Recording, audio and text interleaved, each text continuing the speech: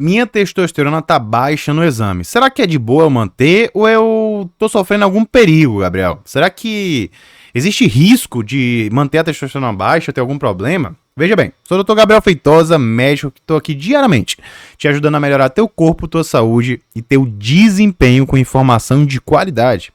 Então o que a gente vai fazer aqui nesse vídeo? A gente vai quebrar todos os mitos sobre testosterona baixa. Será que ela realmente é um problema? E a gente vai falar isso aqui de maneira franca e científica, sem enrolação. Então eu peço para você, deixa teu like, se inscreve no canal para não perder nenhuma novidade, beleza? A ideia desse vídeo veio aqui de um colega, né? Saul Miranda, né? O que ele colocou aqui no comentário, tudo bem? Inclusive, seu comentário pode se tornar um vídeo. Então, deixe sempre o comentário com as tuas dúvidas. Logicamente que a ideia não é, Gabriel, eu tô fazendo um ciclo de tal, o que você acha? Não, não é isso, né? Mas tirar dúvidas, né, que possam realmente agregar, que eu possa realmente responder, porque eu não tenho como dar, por exemplo, uma prescrição médica, ou dizer uma conduta médica com o quê? Com uma pergunta de YouTube, né? Mas eu consigo te ajudar, consigo trazer conteúdo de qualidade, consigo às vezes até fazer um vídeo completo para te ajudar. E quando eu te ajudo, você ajuda também outras pessoas, tá certo? Então seja o quê? Seja inteligente e coloque suas dúvidas nos comentários. Vamos lá, ó. Um endocrinologista que eu ia era do tipo formado há 50 ou 40 anos. Veja bem, existem alguns profissionais, endocrinologistas ou não, médicos de forma geral, né? Porque qualquer médico pode trabalhar com qualquer área, né? Contanto que ele tenha o domínio técnico, que, né, tem uma visão meio que ultrapassada da reposição de testosterona. Muito porque não estudaram esse assunto e não se atualizaram. E eles ficaram presos em conceitos que eram ali reproduzidos há 100 anos atrás, 50 anos atrás. Então a gente tem que ter essa noção. Agora, todo médico que é mais velho vai ter esse tipo de posicionamento? Não. Não. Tem muitos médicos que são mais velhos, inclusive um dos meus professores que eu admiro mais, o professor Morgenthaler, né? É um médico já mais velho e ele, assim, é um dos caras que são referência dentro da urologia, né? E o cara se garante muito, tem muito artigo publicado e tem muita aula e realmente agrega muito, né? Então a gente não pode ter preconceito pelo fato do indivíduo ser mais velho. Então você tem que ter essa cautela, tá bom? Mal falava comigo. Isso acontece também com muitos médicos, né? Eu vendo minha testosterona total diminuindo durante o tratamento de hipotireoidismo. Então ele estava tratando hipotireoidismo, né? Então ele estava tratando hipotireoidismo, o médico dele não estava querendo ver a parte de testosterona especificamente. Eu perguntava e ele dizia que estava normal a minha testosterona só ladeira abaixo, indo para os 280 nanogramas por decilitro. Gente, assim, o que é que acontece? Não estou criticando o profissional especificamente, mas às vezes, né, independentemente da especialidade, às vezes o médico está focado só em uma coisa, né, que ele chegou lá para resolver, e ele acaba não olhando para outras, que às vezes é importante também pensar, né? Então a gente tem que pensar no paciente como um todo, né? Então, por exemplo, eu avalio dieta e treino? Avalio. Eu prescrevo dieta e treino? Não, mas eu preciso avaliar para conseguir entender e orientar minha melhor conduta médica. Então a gente vê várias coisas num paciente que é um todo. Né? Não adianta compartimentalizar tudo. Agora, 280 nanogramas por decilitro de testosterona é um valor baixo? Cara, pode ser. Pode ser. A gente tem algumas referências que apontam abaixo de 300, outras abaixo de 350 e outras ali abaixo de 250, tá certo? O que a gente tem que ter noção? É que para a gente dizer que existe uma deficiência, a gente precisa ter o valor colhido, né, no horário correto. A gente precisa tirar alguns fatores confundidores dos baixos níveis de testosterona e a gente tem que ter esse exame repetido, né, para ver se realmente a testosterona estava baixa e associar, logicamente, com a clínica de deficiência de testosterona. O que eu não posso fazer aqui é se eu não avaliei o paciente, mas digamos que ele realmente tivesse uma deficiência de testosterona, fosse constatado, né? Repetiu, tinha sinais e sintomas. Isso daí é algo que vai prejudicar a qualidade de vida dele? Será que é algo ruim ou eu posso manter a testosterona baixa dessa forma? Vamos lá. Primeira coisa, né?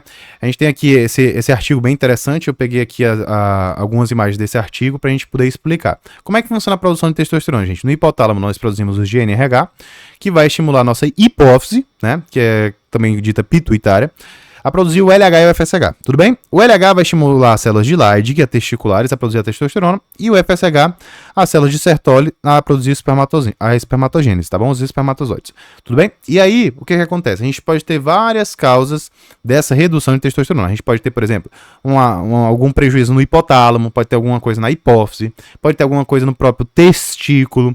Então, existem várias situações, inclusive pode ter dos dois, que podem interferir nessa produção de testosterona, essa testosterona ficar baixa. Tudo bem? Às vezes é um paciente jovem e por o paciente ser jovem, às vezes o médico não quer tratar. Só que muitas vezes é o quê? Um paciente jovem obeso. E a obesidade é uma das causas importantes de deficiência de testosterona. E o indivíduo obeso, quando ele está hipogonádico, ele vai ter mais dificuldade, por exemplo, de ter disposição para fazer um exercício, de conseguir seguir a dieta, de se sentir bem.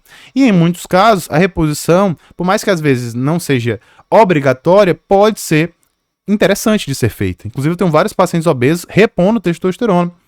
E aí, a partir do momento que eu trato essa obesidade, eu volto a tentar estimular o testículo desse indivíduo e ele, na maior parte dos casos, volta a produzir naturalmente sem precisar ficar fazendo reposição pro resto da vida. É diferente de um idoso. Um idoso, muitas vezes, ele vai precisar fazer pro resto da vida. Por quê? Porque ele parou de produzir, porque ele já não iria produzir mais. Não tem uma outra causa ali. É o próprio envelhecimento. Tudo bem? E envelhecimento não tem como a gente tratar, né? Não tem como voltar a ser jovem novamente. Isso aí é impossível. Mas vamos lá.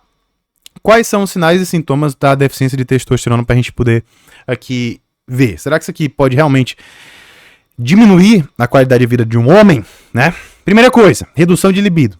Libido é extremamente importante para a autoestima masculina, somente, né? Para a mulher também, logicamente, mas para o homem, o cara tá com baixa libido é uma coisa que ele fica muito mal, né? Ele acaba valorizando demais e isso daí reduz muito a autoestima dele, tá certo? Ele pode ter também, né, disfunção erétil, ele pode ter redução de massa muscular e força muscular, ele pode ter humor deprimido, então muitas vezes o indivíduo ele tá o que com testosterona baixa, ele não tá depressivo, e às vezes ele vai pro médico, e no lugar de repor a testosterona pro indivíduo que realmente tem deficiência, o que é que o médico faz? Ele coloca um antidepressivo. Será que era a melhor opção para esse caso? Talvez não, talvez não. A gente tem que ter noção disso. Diminuição da energia, da vitalidade. Testosterona é vitalidade quando em níveis fisiológicos. Então o indivíduo está com baixa testosterona, se sente mal, não consegue fazer nada, não consegue levantar da cama. Inclusive, comenta se você já conheceu alguém assim. Ou se você já esteve nessa situação. Aumento da fadiga. Osteoporose também é uma possibilidade, né? A gente pode ter outros sintomas aqui, também pode acontecer, né? Como aumento de gordura corporal, né? Diminuição da performance física. A gente pode ter, se for um indivíduo que tem já uma deficiência, mas assim, é uma deficiência que foi precoce, por exemplo, ele pode ter um problema na própria diferenciação sexual, né? Pode ter, por exemplo, ginecomastia também. Inclusive, se você quiser se aprofundar sobre esse tipo de assunto, tem um meu e-book, Desbravando o Universo Anabólico. E se você quer ser um médico fora da curva, que trata o usuário de esteroide anabolizante com ética, com assertividade, sabendo repor, sabendo tratar efeitos colaterais também de usuários recreativos de esteroide anabolizante, te convido a conhecer meu curso Guia do Anabolismo Consciente. Vou deixar o link aqui dos dois na descrição. Tudo bem? Vamos lá. Então a gente tem vários sinais e sintomas e tudo isso daqui, gente, isso aqui reduz demais a qualidade de vida do homem. Então veja, se eu tenho uma deficiência de testosterona, como o colega aqui relatou, né, ele não falou de sinais e sintomas, mas se eu tenho essa deficiência de testosterona, se eu como médico, eu não tô falando do médico dele especificamente, né, mas se eu como médico não valorizo isso, eu não vou atrás, por exemplo, de entender realmente se ele o que ele tá sentindo, entender outras coisas que às vezes ele nem tá sentindo, ele não percebe, ou ele não associa com a testosterona baixa, eu posso acabar o quê? Fazendo com que esse cara aqui tenha o quê? Muito menos qualidade de vida. E aí eu aumento também a mortalidade por todas as causas. A gente sabe que a testosterona baixa aumenta a mortalidade por todas as causas.